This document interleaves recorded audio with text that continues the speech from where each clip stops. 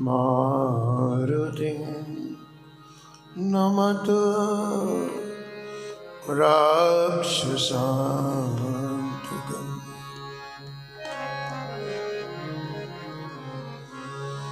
वाञ्छाकल्पतरुभ्यश्च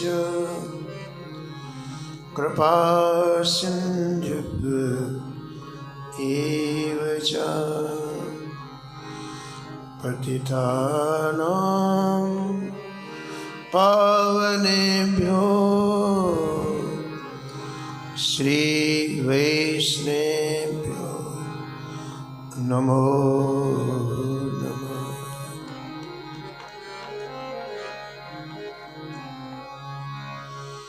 भक्त भक्ति भगवंत गुरु चतुर्नाम वपु एक, इनके पद वंदन किए नासत विघ्न अनेक।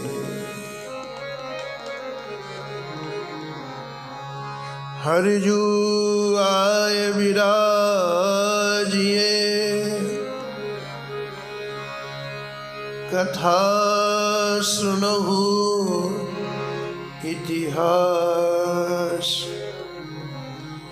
तुम श्रोता या मान के तुम पद रज मम आस।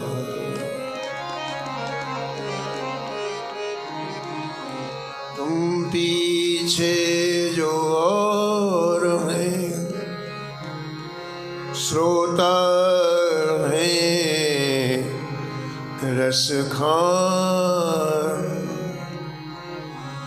जिनके सकल मनोरथ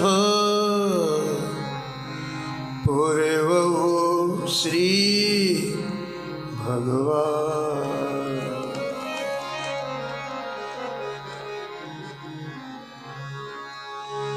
राधे राधे गोविंद गोविंद राधे। राधे राधे गोविंद गोविंद राधे। राधे राधे गोविंद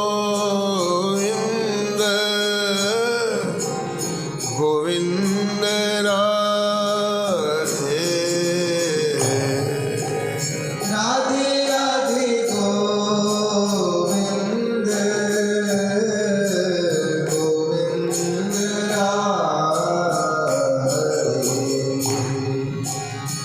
गोविंद राधे बोलो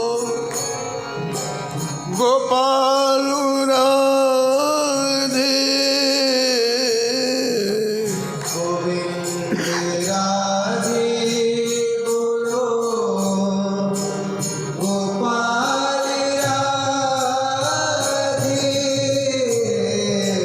राधे राधे गोविंद गोविंद राधे। राधे राधे गोविंद गोविंद राधे। राधे राधे गोविंद गोविंद राधे। राधे राधे गोविंद गोविंद राधे। गोविंद राधे बोलो गोपाल राधे। गोविंद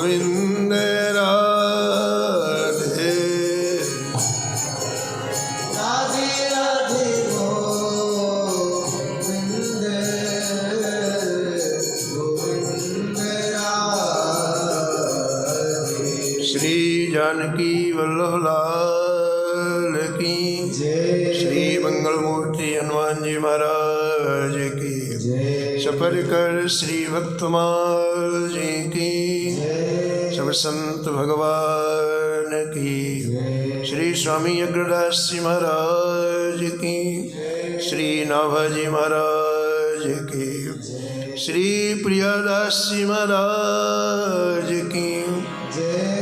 श्री वृंदावन धाम की श्री बांके बिहारी लाल की श्री राधा वल्लभ लाल की श्री गिरिराज जी महाराज की श्री यमुने महारानी की जगत गुरु श्री रामानंदाचार्य जी महाराज की श्री महाराज जी की श्री राम नाम महाराज की जय जय श्री राम।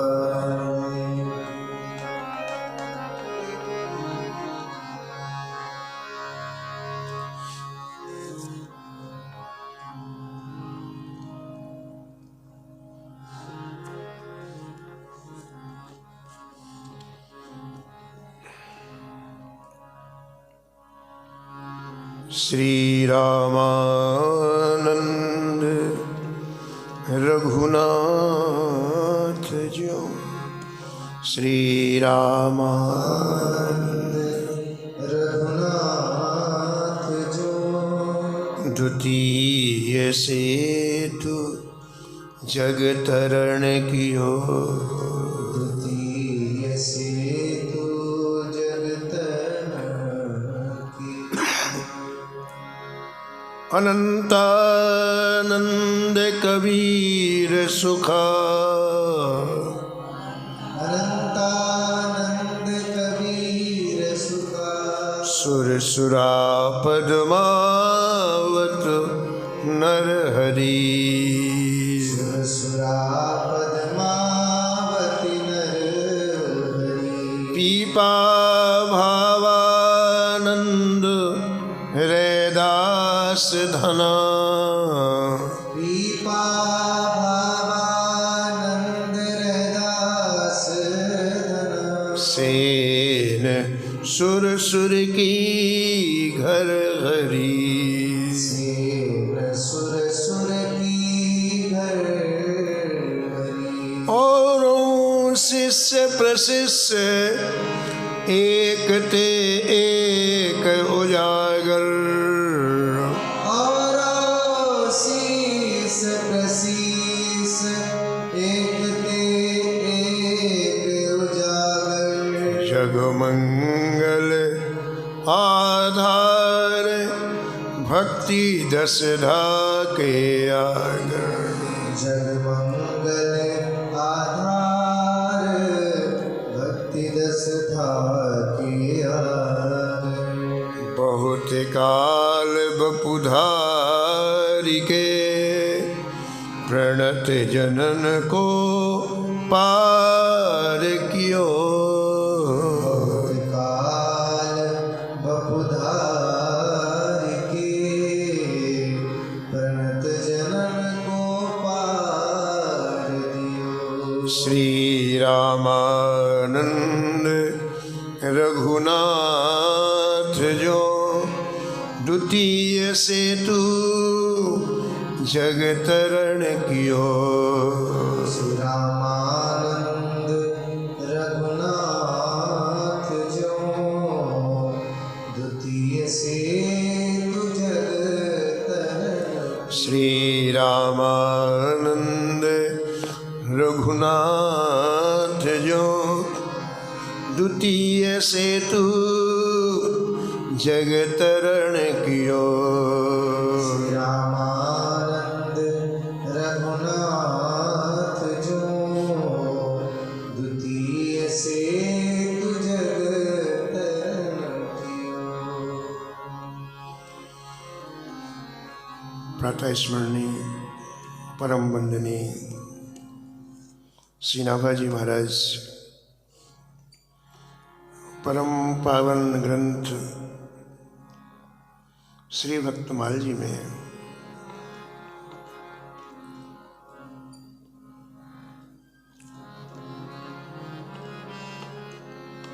जगद्गुरु श्री रामानंदाचार्य जी महाराज का स्मरण किया है और निष्कर्ष के रूप में कहते हैं कि आचार्य चरण में अपार करुणा थी और उस करुणा के वशीभूत होकर के बहुत समय तक आप पृथ्वी में विराजमान रहे। सृष्टि का प्रत्येक जीव भगवत प्राप्ति करे, ऐसा शुभ संकल्प स्वामी रामानंदाचार्य जी महाराज का। अनादिकाल से जीव इस भवाटवी में घूम रहा है, बार बार जन्म लेना, बार बार मृत्यु का शिकार होना। अनादिकाल से कर्मों का बंधन जीव को अलग अलग योनियों में जन्म देता है, कर्म भोग भोगने के लिए। इन महापुरुषों से देखा नहीं जाता है, इनकी आत्मा चित्कार उठती है, वो ठाकुर से प्रार्थना करते हैं, हे नाथ, हे गोविंद, हे माधव, इस जीव की ऐसी दुर्दशा कब तक रहेगी?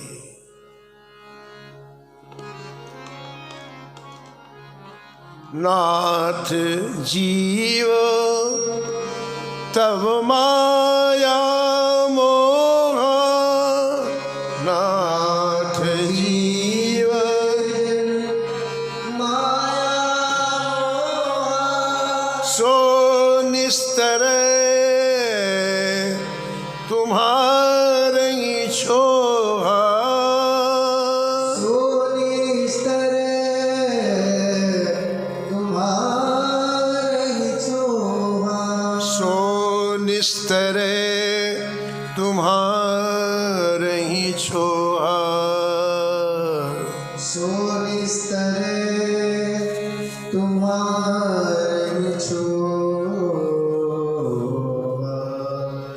इन आचार्यों कहने कांप उठता है, हे गोविंद, हे माधव, हे करुणा निधान, इस जीव में स्वयं में सामर्थ्य इस माया के परिध से बाहर आने की नहीं है।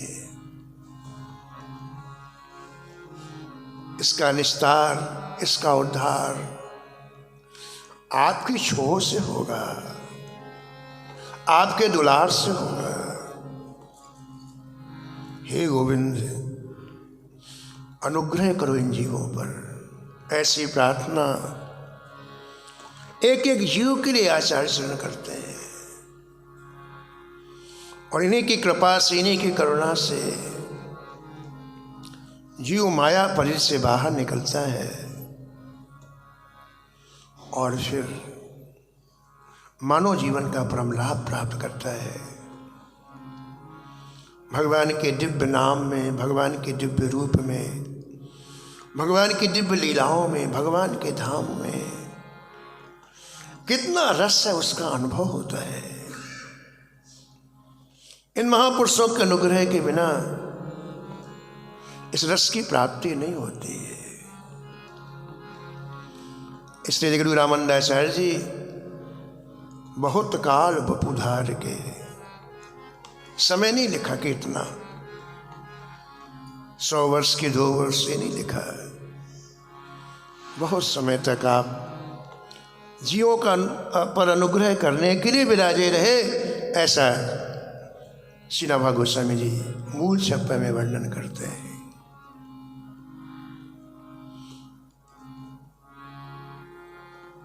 भगवान अवतार लेते हैं तो भगवान के साथ भगवान की अनंत शक्तियां भी अवतार लेती हैं। ऐसे आचार्य चरण जब अवतार लेते हैं ना, इनके निज परिकर भी साथ में अवतार लेते हैं।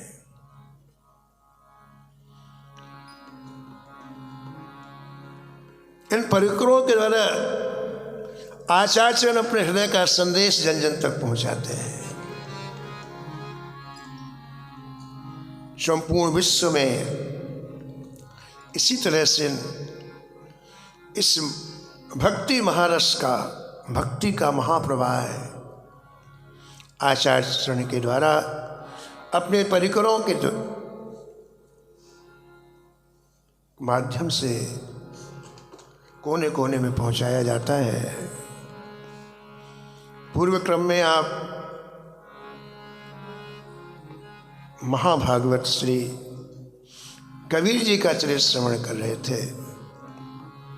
उसी प्रसंग को एक बार हम लोग पुनः स्मरण करते हैं।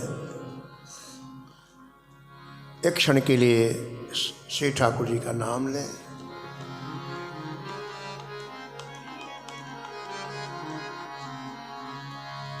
केशव माधव गोविंद बो,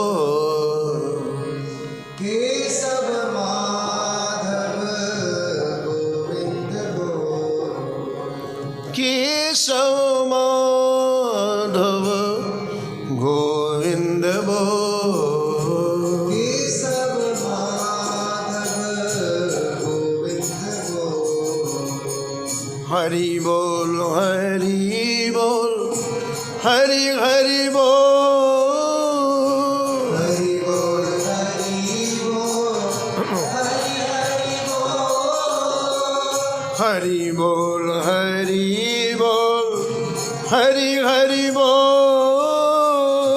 हरि बोल हरि बोल हरि हरि बोल, केशव माधव गोविंद बोल, केशव माधव गोविंद बो, जय जय केशव माधव गोविंद बोल, केशव माधव गोविंद बो, जय जय केशव माधव गोविंद बोल,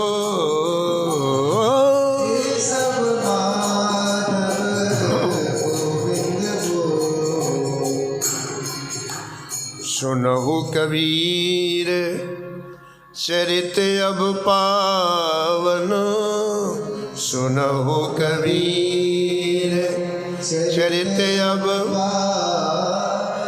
भक्तन मन आनंद बढ़ावन, भक्तन मन आनंद बढ़ावन। जगतगुरु श्री रामानंदाचार्य चरितामृत के लेखक परम पूज्य अनंत शिरोमणि श्री स्वामी जयराम देव जी महाराज सभी प्रेमियों से सावधान करते हुए कहते हैं कि अब कबीर जी के परम पावन पवित्र चरित्र का श्रवण करें आप। क्यों? कहते हैं बहुत पावन चरित्र है। संतों के चरित्र अत्यंत पावन इसलिए हैं, इनके अंतःकरण में श्री ठाकुर जी के नाम रूप लीला धाम के सिवा कुछ रह ही नहीं गया। अपावन करने वाली कोई वस्तु ही नहीं रह गई। इनके रोम रोम से ठाकुर जी के नाम का स्मरण होता है। इनकी आंखें, खुली हुई आंखें ठाकुर जी की लीलाओं का निरंतर आस्वादन करती हैं। इनके नेत्र छके रहते हैं हर निष्ठ ठाकुर जी की रूप माधुरी का पान करने के लिए। और धाम में जिन रसिकों ने इस धाम का रस पिया है, उनकी कृपा निरंतर इनके ऊपर होती है। इसलिए चरित्र अति पावन है।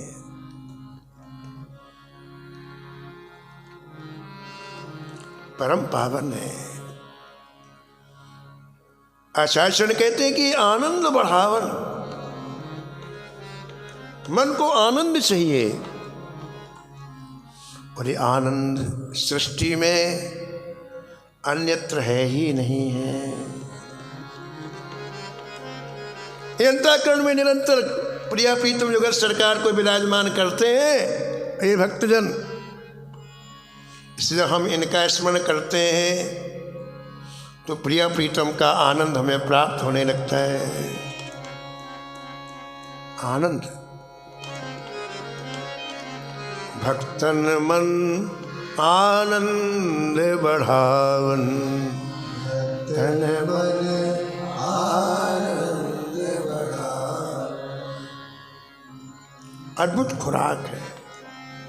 भक्त चरित्र की, संत चरित्र की खुराक अद्भुत है।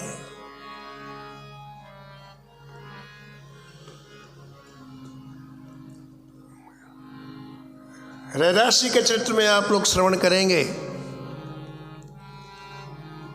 झाली स्टेट की रानी, स्टेट थी बहुत पहले, स्टेट सारा भारत स्टेट में बटा हुआ था। एक दिन उनके मन में कायक विचार आया। जीवन के 50 वर्ष व्यतीत हो गए, लेकिन मेरा हृदय कमल बिल्कुल संकुचित है।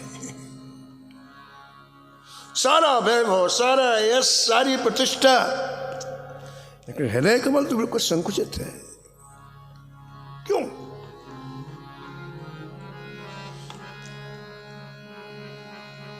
विचार के पेट में गोविंद रहते हैं। निश्चय किया कोई ऐसी वस्तु जिसे प्राप्त करना चाहिए, मैंने नहीं प्राप्त की। क्या प्राप्त नहीं किया? किसी संत का अनुग्रह जीवन में मैंने प्राप्त नहीं किया। संसार का सब कुछ वैभव प्राप्त कर लिया। संसार जिसे कहता है कि सर्वोत्कृष्ट सुख प्रदान करने वाली ये चीजें, वो सब मिल गई। ये संसार कहता है ना, कोई संसार इसके आगे गया नहीं। संसार की जो सोचने की परिधि है बड़ी संकीर्ण है, दायरा बड़ा छोटा है। लेकिन महापुरुष ऐसा कहते हैं, किसी संत का अनुग्रह जीवन में जब तक प्राप्त नहीं होगा तब तक हृदय कमल खिलेगा नहीं। बस उसी समय अपने मंत्रियों को बुलाया, सेवकों को बुलाया और कहा कि हम काशी की यात्रा में जाएंगे, तैयारी की जाए हमारी। रानी थी मरा, तुरंत तैयारी की गई। उसमें काशी ही पुराना तीर्थ माना जाता था, क्योंकि 700 वर्ष पहले की बात है और सीधा वृंदावन का प्रागट्य 500 वर्ष हुए, अयोध्या जी का प्रागट्य। लोग या तो काशी या पुरी जाते थे। झाड़ी रानी काशी पहुंची। रानियों के हर तीर्थ स्थानों में अपने अपने कोठियां होती हैं, महल होते हैं। अपनी कोठी में जाके रुकी और वहाँ के जो पंडित पुजारी थे वो सब के सब अकायक रानी का कार्यक्रम बिना सूचना के तो मिलने के लिए आए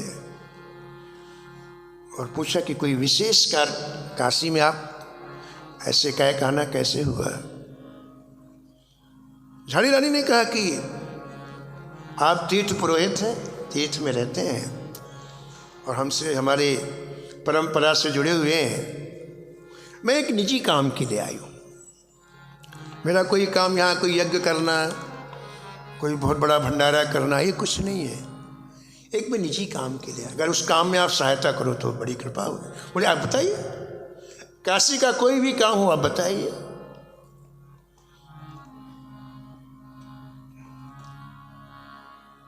झाड़ी रानी ने कहा कि काशी में विराजमान संतों का मैं दर्शन करना चाहती हूँ। आपसे प्रार्थना है रोज मुझे आप 7-8 संतों का दर्शन कराएं और जितने संत हैं सभी के पास मुझे ले चलें। बस इसी कामना से मैं आई हूँ और कोई मेरी इच्छा नहीं। तीर्थपुत्रों ने व्यवस्था कर दी और एक तरफ से काशी के एक एक संत का दर्शन कराने के लिए रोज झाड़ी रानी को ले जाने लग गए। झाड़ी रानी शिष्टाचार समझती थी, संतों के पास कैसे जाना चाहिए। इसलिए जिन संत के पास जाती भरपूर प्रचुर मात्रा में फल फूल और भेंट की सामग्री लेके जाती, वंदन करती, 5-10 मिनट उनका सत्संग सुनती, फिर वहाँ से आगे, फिर वहाँ से आगे, फिर वहाँ से आगे, फिर वहाँ से आगे। 1 महीने तक झाड़ी रानी काशी में रही और एक ही काम, नित्य प्रति संत का दर्शन। लेकिन लौट करके जब आती तो अपने हृदय कमल को देखती, ये खिला है कि नहीं खिला। हृदय कमल खिलने का मतलब आनंद से परिपूर्ण होना हृदय।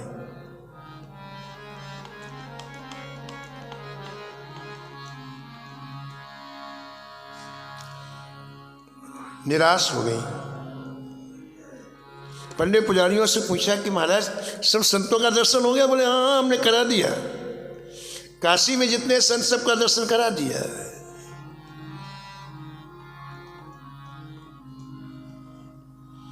इलाज नहीं हुआ रानी का। जाते जाते एक तीर्थ पुरोहित पंडा ने कहा, रानी जी एक 8-2 संत और है, लेकिन बोले लेकिन का क्या तात्पर्य? बोले वो थोड़ा सा निम्न जाति के। महाराज मैं तुमने संतों के दर्शन के लिए कहा है, मैंने कहा है क्या कि आगे किसके क्या जाए? मैंने तो केवल संत का ना, आप ले चलो मुझे संत दर्शन करना है। वो निम्न जाति के हैं कि बड़े, इससे मुझे मतलब नहीं है। और तब वो तीर्थ पुरोहित झाड़ी रानी को रैदास जी के पास ले गए। आप देखो कितना पवित्र और पावन संतों का जीवन होता है। झाड़ी रानी ने जैसे प्रणाम किया रैदास जी को, वैसे हृदय कमल खिल गया। कोई बातचीत नहीं, कुछ भी नहीं, केवल वंदन किया, हृदय कमल खिल गया। प्रेमाश्रु आंखों से गिरने लग गए और ऐसा लगा कि बस बस बस जो मुझे प्राप्त करना था सब कुछ प्राप्त हो गया। रैदास जी के द्वारा झाड़ी रानी को जो सुख प्राप्त हो उसका वर्णन नहीं किया जा सकता। यहां से जयराम देव जी महाराज वर्णन करते हैं कि देखो भाई, मन के आनंद को बढ़ाना है तो इन परम पावन चरित्रों में मन की आसक्ति करो, बिना सुने रहा न जाए। इतने प्रिय लगे, इतने अच्छे लगे, कई बार सुनने के बाद भी और सुने और सुने और सुने।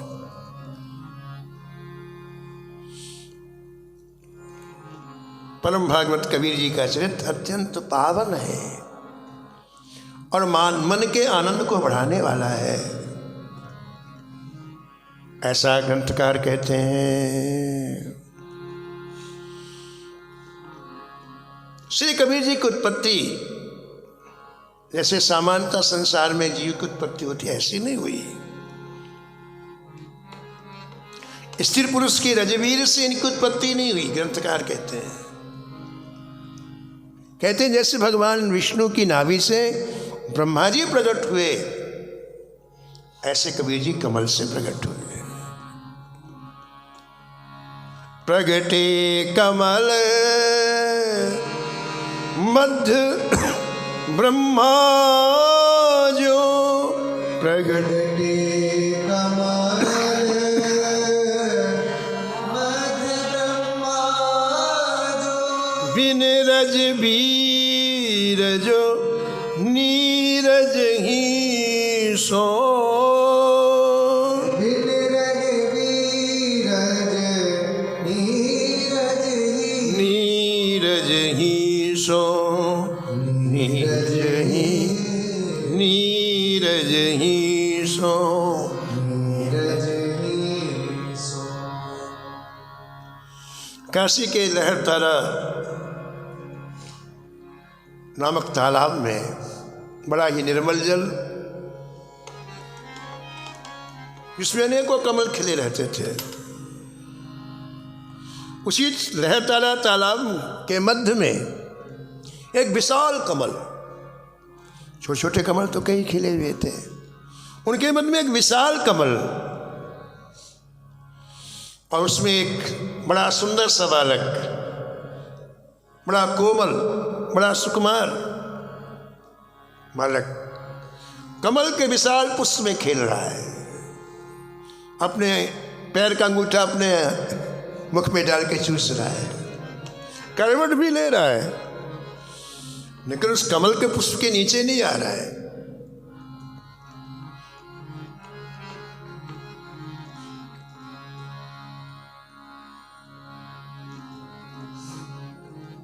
श्री ठाकुर जी का अनुग्रह, श्री ठाकुर जी कृपा किस जीव के ऊपर कब हो जाए कुछ पता नहीं।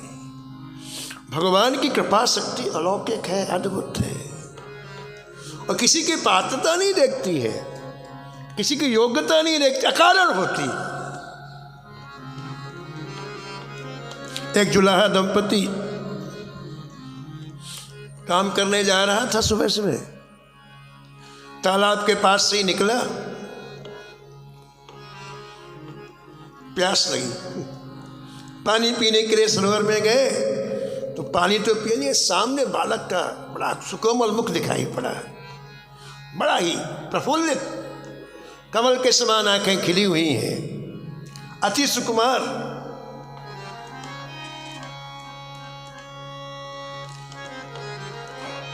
ग्रंथकार कहते हैं कि वो महान पुण्यशाली थे जिन्हें ऐसे महाभागवत को गोद में खिलाने का मौका मिला। ते दो पुण्य पुंज श्रीमाना,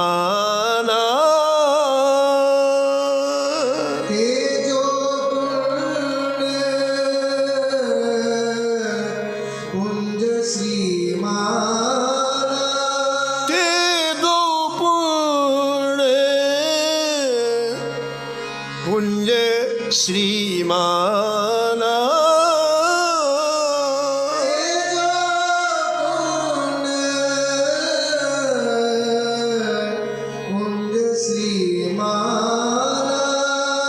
आए करन हेतु स्नाना,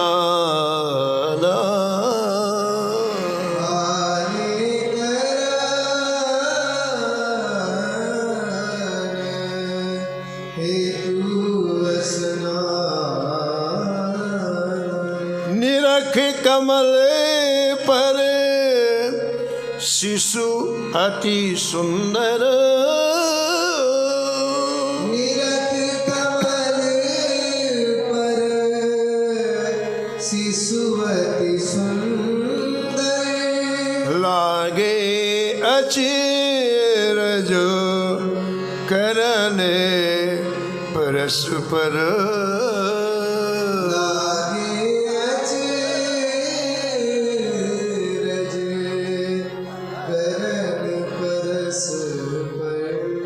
अद्भुत जीव कांति तन छाई, अद्भुत जीव कांति जन छाई, कमल हिलते शिशु जल नहीं जाई,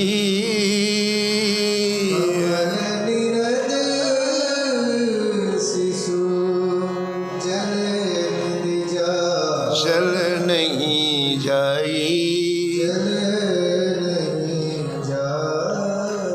दोनों दंपति टकटकी लगा करके उस सुंदर से शिशु को देखने लगे।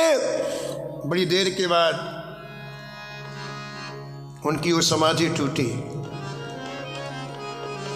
और दोनों ने एक दूसरे को देख करके कहा, अरे हमारी वृद्धावस्था होने को आई, हमें संतान नहीं थी, आज ईश्वर ने कृपा कर दिया और हमें पुत्र प्रदान किया है, हम कितने भाग्यशाली हैं।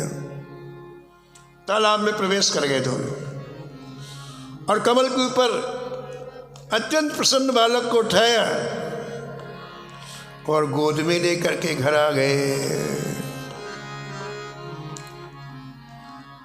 धीरे धीरे चर्चा चारों तरफ काशी में फैल गई, कमल के पुष्प में बालक प्रकट हुआ है। महाराज चारों तरफ से ऐसे अद्भुत बालक को देखने के लिए लाखों नर नारी उमड़ पड़े।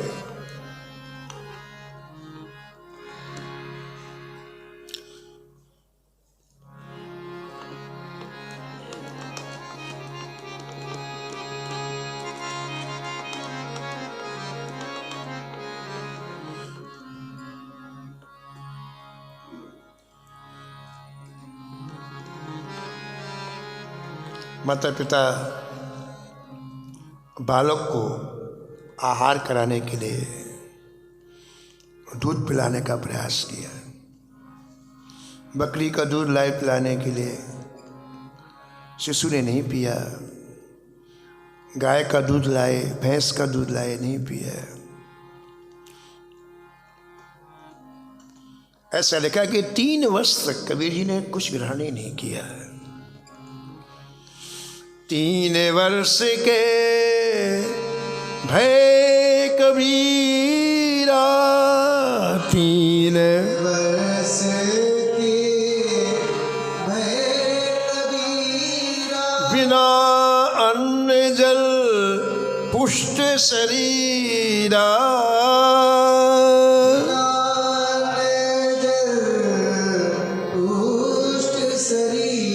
पुष्ट शरीरा, पुष्ट शरीरा, पुष्ट शरीरा, पुष्ट शरीरा। इन महापुरुषों की खुराक दूसरी होती है। रोटी चावल ये सामान्य वस्तुएं हम सभी के सामान्य लोगों की खुराक है। इनकी खुराक दूसरी होती है और इसलिए इनके शरीर में कोई निस्तेजता नहीं आती है। शरीर में कोई कमजोरी के लक्षण दिखलाई पड़ते हैं। इनको जो खुराक है उनको मिलती है।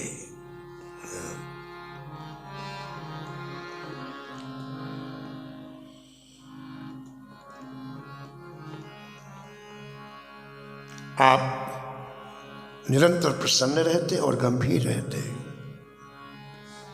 किसी से कोई बातचीत ही नहीं। जहां बैठे बैठे एकांत अच्छा लगता है। 10-5 आ जाए तो उठ के चले जाते हैं। अब इतनी सामर्थ्य हो गई कि धीरे धीरे गंगा किनारे जाने लग गए। गंगा किनारे पूरी काशी बसी हुई है। तो करीब 5 वर्ष के आसपास जब पहुंचे तो गंगा किनारे जाने लग गए और झाड़ियों में बैठ करके बस पद्मासन लगा के बैठ जाते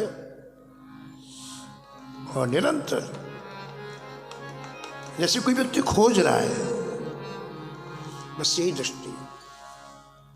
अपने मन से प्रश्न करते, अपने मन को सही उत्तर देते, अपने आप में डूबे रहते, दूसरे की कोई जरूरत ही नहीं। अपने जीवन के खुद अपने प्रश्न हैं कि व्यक्ति ईमानदारी से यदि निरीक्षण करने लग जाए तो समय नहीं है किसी के पास बैठने का, जाने का, बोलने का। इतने प्रश्न, कई दिन हो गए इस तरह। ग्रंथकार कहते हैं तब आकाशवाणी हुई। बड़े भय तब एक दिन, बड़े भय तब एक, भई सुंदर नभवाणी, भई सुंदर नभवाणी, भई सुंदर नभवाणी। भई सुंदर नभवाणी। इसी गंभीर चिंतन में आपकी आयु बढ़ने लग गई।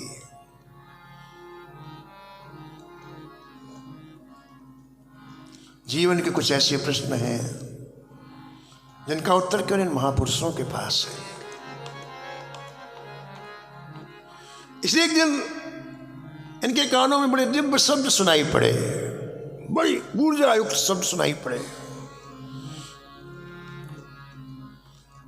कबीर,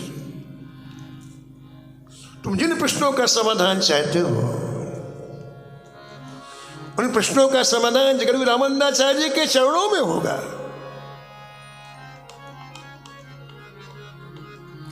अपने आप उन प्रश्नों का समाधान तुम नहीं कर पाओगे। इसलिए इस जीवन की पोटरी को जगद्गुरु रामानंदाचार्य के चरणों में सौंप दो। समर्पण के बिना जीव का समाधान कभी हो नहीं सकता है। समाधान में सबसे बड़ा बाधक है अहंकार तत्व। अरे अहंकार बिना गुरु कृपा के नष्ट होता ही नहीं है। इसलिए भगवान का साक्षात्कार होने के बाद भी भगवान ने कई लोगों को भेजा गुरु जी के पास। नामदेव जी को भेजा, विट्ठल भगवान जाओ गुरु करो। सेन जी को भेजा साक्षात्कार होने के बाद, जाओ गुरु करो। धन्ना जी को भेजा, जाओ गुरु। कारण ठाकुर जो सूक्ष्म अहंकार को नष्ट नहीं कर सकते हैं, गुरु ही करते हैं। इसे तुम अपने इस जीवन की पोटली को जगत गुरु रामदास जी के चरणों में समर्पित करो। समाधान चाहिए। भई सुंदर नभवाणी, भई सुंदर नभवाणी, यतिपति रामानंद सो, यतिपति रामानंद सो, ले दीक्षा गुरुमान, ले दीक्षा गुरुमान, ले दीक्षा गुरुमान, ले दीक्षा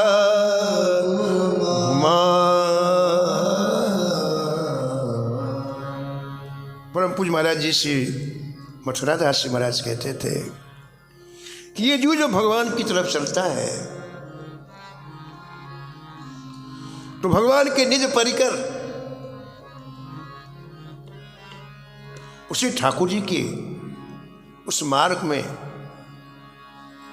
प्रशस्त करने के लिए तैयार रहते हैं, उसकी सहायता करते हैं। और इसलिए आपने देखा कि आकाशवाणी के माध्यम से इनकी एक एक बात की जो ये सोच रहे थे, सारी खबर उन संतों को है, महापुरुषों को है। और समय पर उसका एक महाराज जब जरूरत पड़ती है तो आकर के उस मार्ग को प्रशस्त करते हैं, सहायता करते हैं, पहुंचाते हैं। ध्रुव जी के आगे पीछे कौन था? छोटा सा बालक जा रहा भजन करने के लिए। लेकिन ध्रुव जी का घर से निकलना और ब्रह्मलोक में नारद जी का ध्रुव जी के पास आना एक साथ हुआ। जैसे निश्चय किया कि मुझे भजन करना है, वैसे नारद जी का ब्रह्मलोक से सीधे ध्रुव के पास आना। यानी सारी चीजें हमारे निश्चय में जुड़ी हुई हैं। हमने निश्चय किया कि भगवत प्राप्ति करना है, ये सारे विकार छोड़ के चले जाएंगे। न कोई साधन करना है, न कुछ करना है, कुछ नहीं करना है। अनंत जन्मों के कुविचार, कुसंस्कार, जिस दिन आपने निश्चय किया है कि भगवत प्राप्ति करना है, सब चले जाए। उसी क्षण महाराज जी तत्क्षण छोड़ के चले। बोले भैया अब ये अपना ठिकाना नहीं है, चलो भागो। ऐसी जब जीव निश्चय करता है तो सृष्टि की सारी शक्तियां उसके साथ में हो जाती हैं। हम कराएंगे भगवत प्राप्ति, हम कराएंगे, चलो। ध्रुव जी जा रहे हैं, कुछ पता नहीं उनको कहाँ भजन करना है, क्या करना है।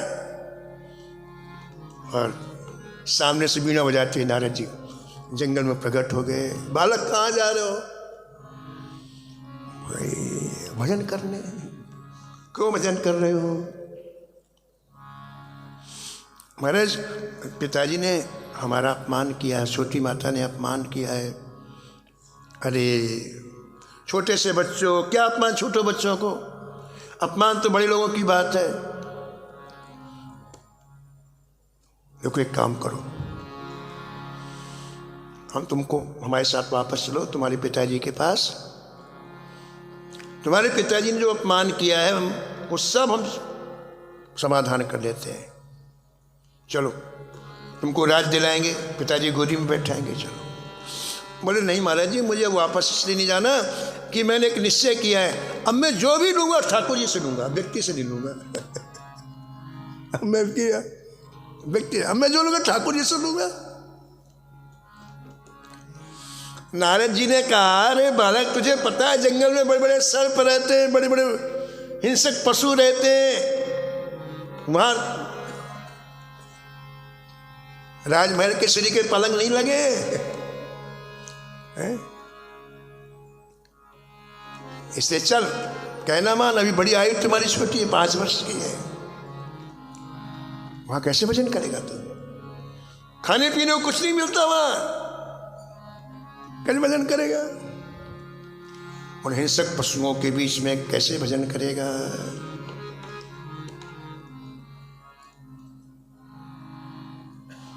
तो ध्रुव जी ने कहा, बड़े बड़े सिंह रहते? बोले हाँ। बड़े बड़े सर्प रहते? बोले हाँ। बड़ी बड़ी बिच्छू रहते? बोले हाँ। अच्छा, वहां ठाकुर जी रहते हैं कि नहीं? जहाँ हिंसक पशु रहते वहां ठाकुर जी रहते हैं कि नहीं? नारद जी की बोलती बंद। सृष्टि में 1 इंच ऐसी जगह नहीं जहां ठाकुर जी न रहते हो। प्रभु व्यापको सर्वत्र समाना,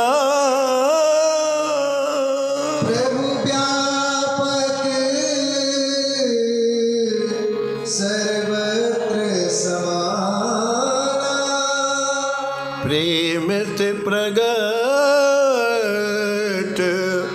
होई मैं जाना,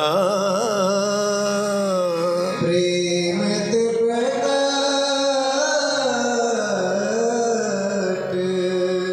होई मैं जाना। खुश हो गए नारद जी, खुश हो गए। तो हिला डुला के देख रहे थे कि कच्चा है कि पक्का है, खुश हो गए। बोले हाँ भगवान तो रहते हैं। तो बोले जब भगवान है इसमें डरने का क्या काम है? यदि भगवान वहां ना हो तब तो डरो, जब वहां पर डरने का क्या काम है जब भगवान है तो? अच्छा भाई आपसे बताओ, आपका नाम क्या है? नारद जी हंसने लग गए। नारद जी कहा, लोग मुझे नारद कहते हैं। हाँ, फिर प्रणाम किया ध्रुव जी ने। ध्रुव जी ने कहा, महाराज एक बात पूछूं? बोला आप असली नारद हैं कि नकली नारद? बोल रहे ये क्या नकली का मतलब क्या? बोले महाराज जब मुझे नींद नहीं आती थी तो मेरी मैया मेरे सिर पर ऐसी थपकी लगा के कहती सो जा सो जा, तो मुझे नींद नहीं आती। माँ कहती देख मैं तुझे एक नारद जी की कथा सुनाती हूँ। श्री नारद जी का नियम है, जहाँ भी व्यक्ति सृष्टि में होता है सबको भगवान के भजन में लगाते हैं। ऐसी मधुर मधुर कथाएं आपकी सुनाती थी मेरी मैया। नारद जी ने उसको भगवान के भजन में लगाया, उसको भगवान के भजन में लगाया। आप मुझे भजन से हटा के घर पहुंचा रहे हैं, आप असली वाले हैं कि नकली हैं? असली हो तो भजन में लगाते, आप कहते घर वापस चला जाए घर, तो आप असली हैं कि नकली? ठाका मार के हंसे नारद जी और अपने हृदय से लगा के कहा, बेटे अब मैं तुझे बताता हूँ कहाँ भजन करना है, कैसे भजन। ऐसी अनंत शक्तियाँ इस सृष्टि में विराजमान हैं। जब जीव निश्चय करता है कि मुझे भजन करना है, वो सारी सृष्टियाँ आपकी सहायता दे। सारे विकार, सारे अवरोध, सारे विघ्न तभी तक हैं जब तक जीवन हमने भजन का निश्चय नहीं किया।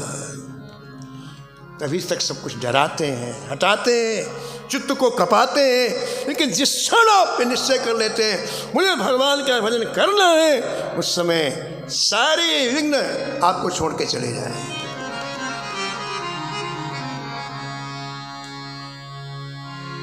सुन शुभ नभवाणी पुलकाए, सुन शुभ वाणी पुलकाए, गुप्त रूप दीक्षा ले आए, गुप्त रूप दीक्षा। इतनी मधुर आकाशवाणी थी कि कबीर जी पुलकित हो गए और निश्चय किया कि अब अपने जीवन की पोटरी जगत रामानंदाचार्य जी के चरणों में सौंपूंगा। ये कैसे सौंपेंगे? कैसे एक महापुरुष के द्वारा निकला नाम महत्वपूर्ण होता है हमारे। कितनी ऊर्जा होती है, कितनी ताकत होती है उसमें, है? एक सामान्य, उसी नाम को हम सामान्यता सुनते हैं, लेकिन वही नाम जब किसी महापुरुष से निकलता है, वो साक्षात गोविंद ही उसके मुख में प्रतिष्ठित होकर के हमारे कानों में प्रवेश कराते हैं। इतनी भयंकर ऊर्जा होती है कि तत्क्षण उसका प्रकाश होता है, जो कबीर के जीवन में हुआ। ये चर्चा आप कल श्रवण करेंगे। समय की मर्यादा में वाणी को यही